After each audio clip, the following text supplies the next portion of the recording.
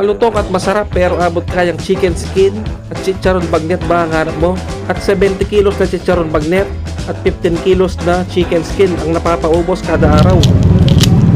Matatagpuan lang ito sa 199E Rivera Street, Barangay Marisol, Main Gate, Angeles City, Pampanga. Sa harap lang mismo ng Doki Coffee at Puff and Brew, ang Milan's Chicharon Bagnet.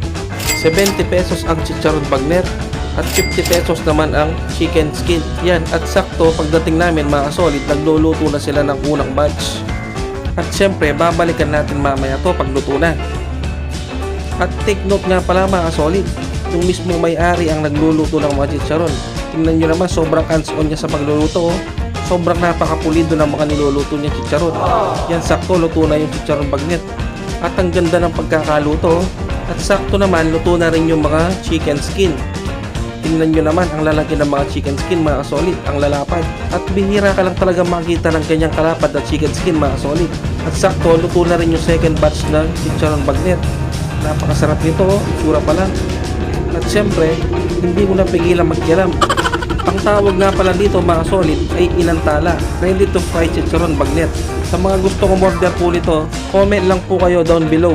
Dahil kahit nasa ibang bansa pa kayo, kayang-kaya dahil naging export din po sila. At dahil na-experience ko ng magluto mga solid, tiki man time na tayo. Tingnan nyo naman yung chicken skin ng lapad, no? Tapos isasawsaw ko sa suka na may sili. Yun, sasalokin mo yung sili. Grabeng lapad. Sabay subo. Grabe. Napakalutong mga solid. Hindi siya matigas, malambot yung pagkalutong niya. Tingnan nyo naman, no? At hindi pa ako nakontento, gusto ko sabay yung dalawang malapad na chicken skin. Tapos isasawsaw ko sa suka na masarap. At sa mga gustong umorder at sa mga gustong mag-franchise mga kasolid, ilalagay ko ang Facebook link nila sa description below. Dinig nyo ba yun mga kasolid? Sobrang napakalutong, di ba? Isa pa nga.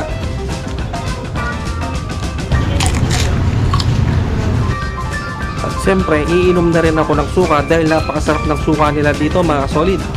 At itatry ko na ang pang main event nila at mabilis maubos na chicharon bagnet mga kasolid.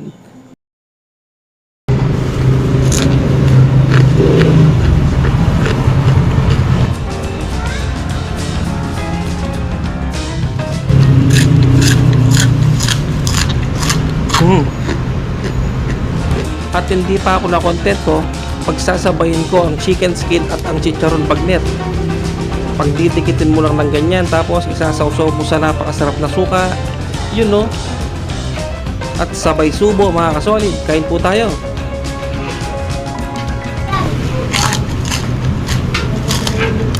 Sus Mario Josep, kanyama na. So hanggang dito na lang po ang episode na to. Maraming salamat po sa panonood. God bless po sa inyong lahat.